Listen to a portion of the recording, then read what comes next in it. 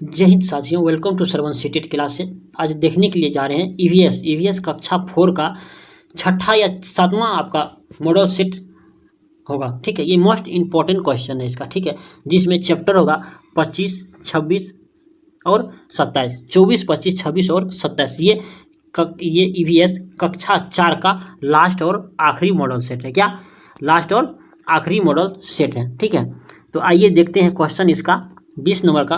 कहता है कि अबू धाबी के बारे में सत्य कथन चुनिए। कहता है यह राजस्थान के इलाके हैं। क्या यह राजस्थान के इलाके हैं? नहीं। यह केरल राज्य के हैं। यह रेगिस्तानी है। ये उपयुक्त में से कोई। तो क्या होगा? ये रेगिस्तानी इलाका है। अबू धाबी एक रेगिस्तानी इलाका है, मरुस्थलीय इलाका है। ठीक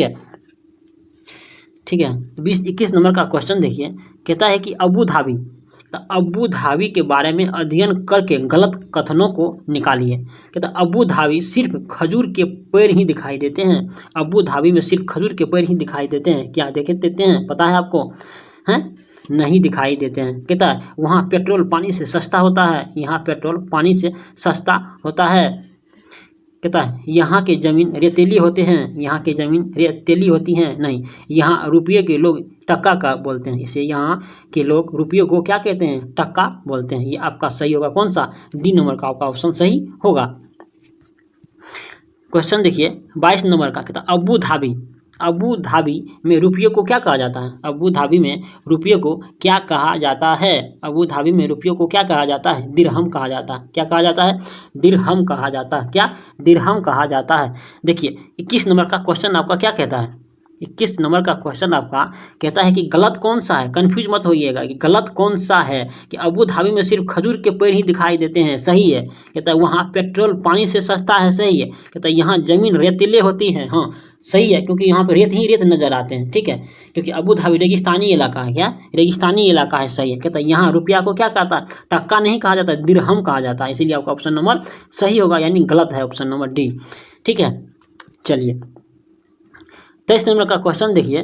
कहता है मसालों का बगीचा किसे कहा जाता है? बिहार को, उड़ीसा को, केरल को और मध्य प्रदेश को किसे कहा जाता है? मसालों का बगीचा केरल को कहा जाता है। दालचीनी, लीची, दालचीनी, गरम मसाला, जितने भी काली मिर्च वगैरह होती है सब केरल में ही होता है। ठीक है। कहता है मसालों का बगीचा किसे कहा जाता है? केरल को कहा जाता है। कहता है फौजी वाहिदा का गांव किस राज्य में स्थित है? फौजी वाहिदा का गांव किस राज्य में स्थित है? पहले जान के फौजी वाहिदा थी कौन? फौजी वाहिदा नौसेना में एक कर्नल थी। ठीक है, नौसेना में एक प्रमुख कर्नल थी जो पैसे से डॉक्टर थी। उसका जन्म जम्मू कश्मीर में हुआ था। वह जम्मू कश्मीर के रहने वाले थी। उसका नाम था वाहिदा, फौजी वाहिदा प्रिज्म, फौजी वाहिदा प्रिज्म। ठीक है। कहता है 25 नंबर का क्वेश्चन देखिए। कहता है भारतीय नौसेना के समुद्री जहाज पर काम करने वाले प्रथम भारतीय महिला कौन थी? भारतीय नौसेना के समुद्री जहाज पर काम करने वाली प्रथम भारतीय महिला कौन थी? सुनीता देवी, आराध्या सिंह, लेफ्टिनेंट कमांडर फौजी वाहिदा। ऑप्शन नंबर आपका सी नंबर का होगा। क्या होगा? लेफ्टिनेंट कमांडर वाहिदा फौजी। ये किस गांव की रहने वाले थी? ये जम्मू कश्मीर की रहने वाले थी। फाइजर।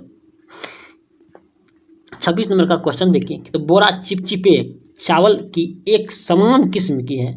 यह मुख्य रूप से पाया जाता है। इससे पहले हम सेट नंबर 6 में हम आपको बताए थे और डिस्कशन भी करवाए थे कि बोरा के बारे में किस राज्य में प्रचलित है? ये असम में प्रचलित है। बिहू त्यौहार के खुशी में बिहू त्यौहार जब धान कटने का जब सीजन आता है तो वहाँ पे खुशी में उपलक्ष्य में बिहू त्यौहार मनाया जाता है। जिस त्यौहार में रात में नाच गाना का इंतजाम किया जाता है और खाने पीने का भी बंदोबस्त किया जाता है। उसी में एक किस्म का चावल बनाया जाता है जिसे चिपचिपे टाइप का होता है। क्या होता है? चिपचिपे। ये किस राज्य के लिए प्रसिद्ध है? असम के लिए प्रसिद्ध है। और बिहू त्यौहार भी असम में ही मनाया जाता है। कहता है रेगिस्तानी ओक के विषय में निम्नलिखित में से नीचे दिए गए कथनों पर विचार कीजिए। रेगिस्तानी ओक के विषय में निम्नलिखित में से कथनों पर विचार कीजिए। तो देखिए इसमें से कौन सा सही है? रेगिस्तानी ओक क्या है? रेगिस्तानी ओक कौन सा आपका सही निकल के आता है? कहता है यह वृक्ष लगभग किसी समान कक्षा के कमरे की दीवार की लंबाई तक बढ़ती है। क्या बढ़ती है? हाँ बढ़ती है। कहता है यह वृक्ष अबू धाबी में पाया जाता है। यह वृक्ष अबू धाबी में पाया जाता है। नहीं, यह वृक्ष अबू धाबी में नहीं पाया जाता है। कहता है इस वृक्ष के तने में जल एकत्रित होते हैं। हाँ होते हैं। सही है।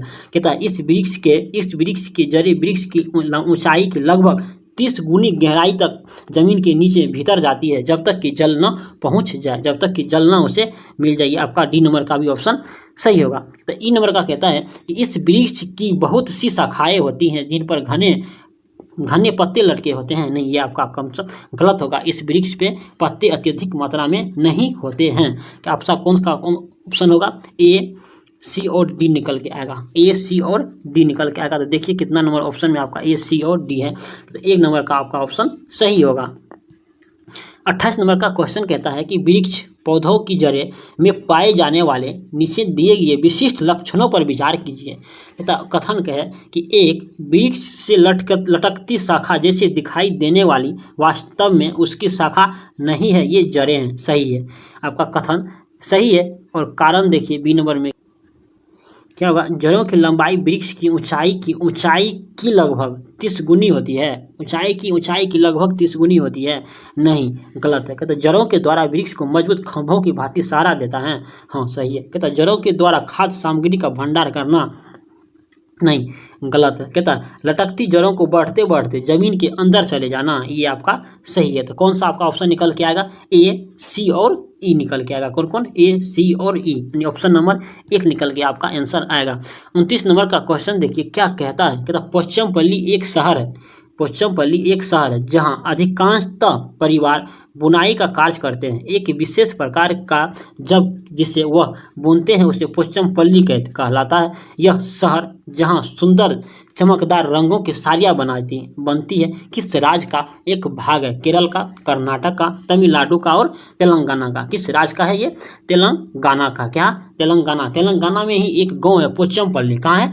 पोचमपल्ली। उसी गांव के नाम पर रखा गया उस कारीगरों की कारीगरी का नाम पोचमपल्ली। क्या? पोचमपल्ली रखा गया, जिससे अत्यधिक और अनेक प्रकार की साड़ी बनाई जाती है जो पोचमपल्ली में, इसे पोचमपल्ली के नाम से विश्वविख्यात है। 30 नंबर का क्वेश्चन कहता है कि किसी वृक्ष के बारे में नीचे दिए गए कथनों पर विचार कीजिए। किसी वृक्ष के बारे में नीचे दिए गए कथनों पर विचार कीजिए। कहता है इस वृक्ष की ऊंचाई समान कक्षा के कमरों की दीवारों के बराबर होती है। दीवार के बराबर होती है। हाँ, होती है, सही है। कहता है इस वृक्ष के जड़ें धरती के भीतर वृक्ष की ऊंचाई की लगभग 30 गुनी गहराई तक नीचे जाती है जब तक कि भूजल स्तर जल तक न पहुंच जाए। ये भी आपका ऑप्शन सही होगा। कहता है यह वृक्ष अपने तने में जल एकत्रित करते हैं। यह वृक्ष अपने तने में जल एकत्रित करते हैं। ये भी आपका ऑप्शन सही होगा। कहता है इस वृक्ष अबू धाबी में रेत के टीलों के पास पाया जाता है। नहीं, ये रेत के टीलों के पास नहीं पाया जाता है। ठीक है, ये आपका ऑप्शन ए, बी और सी निकल के आएगा। ठीक है, आपका ऑप्शन ए, बी और सी निकल के आएगा। कहते हैं नीचे दिए गए लक्षणों वाले पक्षी का क्या नाम है? नीचे दिए गए लक्षणों वाले पक्षी का क्या नाम है? कहता है एक पक्षी ऐसा जिनकी दुम पर पैसा, एक पक्षी ऐसा जिनकी दुम पर पैसा, सिर से तुम तक देखे नीला ही नीला, सिर से तुम तक देखे नीला ही नीला है। तो कौन सा होगा? शक्करखोरा, बीवर पक्षी, मोर और बसंत गोरी। कौन सा पक्षी होगा? मोर होगा। हमारे देश का राष्ट्रीय पक्षी क्या है? मोर ही है। यानी भारत का राष्ट्रीय पक्षी क्या है? मोर ही है। क्या है? मोर है। क्या है? मोर है। ठीक है, 32 का क्वेश्चन देखिए। कहता है रेत के टीले कहाँ पाए जाते हैं? अफगानिस्तान और इंग्लैंड, उज्बेकिस्तान और बांग्लादेश, वर्लित और राजस्थान, अबू धाबी और अफगानिस्तान। तो कौन सा ऑप्शन आपका निकल के आएगा? ये अफगानिस्तान में पाया जाता है लेकिन इंग्लैंड में नहीं पाया जाता है, वर्ली में नहीं पाया जाता है, राजस्थान में पाया जाता है। कहता है उज्बेकिस्तान में पाया जाता है, नहीं पाया जाता है, बांग्लादेश में भी नहीं, अबू धाबी में भी पाया जाता है और अफगानिस्तान में भी पाया जाता है। आपका ऑप्शन नंबर कौन निकल के आएगा? डी निकल के आएगा। कहता है नीचे दिए गए किस एक शहर में केवल एक ही प्रकार के खजूर के वृक्ष दिखाई देते हैं? नीचे दिए गए किस प्रकार के एक शहर में केवल एक ही प्रकार के खजूर के वृक्ष दिखाई देते हैं? कहाँ पे दिखाई देते हैं? अबू धाबी में दिखाई देते हैं। कहाँ? अबू धाबी में दिखाई देते हैं। 34 का क्वेश्चन कहता है कि रेगिस्तानी ओक नामक वृक्ष, रेगिस्तानी ओक नामक पेड़ के बारे में निम्नलिखित में से कौन सा कथन सही है? रेगिस्तानी ओक के बारे में। क्या? रेगिस्तानी ओक के बारे में। कहता है इनमें पत्तियों की जगह कांटे होते हैं। इनमें पत्तियों की जगह क्या होते हैं? कांटे होते हैं। कहता सही कथन। इनमें पत्तियों की जगह कांटे होते हैं? नहीं होते। कहता इनकी जड़ें उथली होती हैं? उथली होती हैं? नहीं, होगा, गलत होगा। कहता है यह अपने तने में जल को संरक्षित करते हैं, ये आपका ऑप्शन सही होगा। यह 8 मीटर की ऊंचाई पर होता है, नहीं, आपका ऑप्शन क्या होगा, सी नंबर का सही होगा। ये अपने तने में जल को क्या करता है, संरक्षित करता है। और अगर आम पब्लिक अगर इस गांव में रेगिस्तानी इलाका में अगर मान के चलिए वहाँ पर अगर जल नहीं मिलता तो क्या करता है, एक पाइप के जरिए इस वृक्ष के जड़े में डालता है, और जिस पाइप के जल डालता है और अंदर जाते अंदर डाल दिया जाता है, जिसके चलते उस पेड़ के जड़ के निकट से वहाँ से पानी निकाला जाता है। ठीक है, इसीलिए यहाँ यह वृक्ष अपने जल संरक्षित करता है तने के अंदर।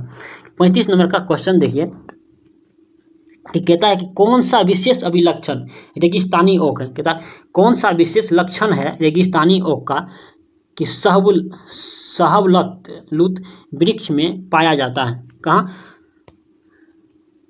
वृक्ष में पाया जाता है, कौन सा विशेष अभिलक्षण रेगिस्तानी ओक का है जो शाहबलूत वृक्ष में नहीं पाया जाता है। कहता जड़ों का अत्यधिक गहराई तक जाना, जड़ों का अत्यधिक गहराई तक जाना, कहता ये पाया जाता है। कहता पेड़ में तने में पानी एकत्रित होना, सही है। कहता पत्तियां बहुत कम होती है, ये भी आपका सही। कहता बहुत बड़ी, कहता बड़ी और बहुत सारी पत्तियां होती है, नहीं, ये आपका गलत होगा।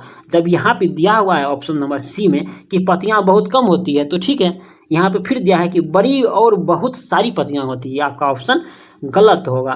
ऑप्शन नंबर 35 का डी निकल के आएगा। ये कक्षा 4 का ईवीएस आज खत्म हुआ, ठीक है, 4 का ईवीएस खत्म हुआ ये, और आपका लास्ट और आखिरी लेक्चर था। ठीक है, इसी के बाद हम कक्षा 3 का ईवीएस लेके आएंगे। ठीक है, जो भी स्टूडेंट अभी तक श्रवण सीटेट क्लासेस को ज्वाइन नहीं किए हैं कृपया ज्वाइन कीजिए और इस तरह का मोस्ट इम्पॉर्टेंट ईवीएस के और क्वेश्चन का लाभ उठाइए, और अधिक से अधिक हो सके तो ग्रुप में शेयर करना मत भूलिए।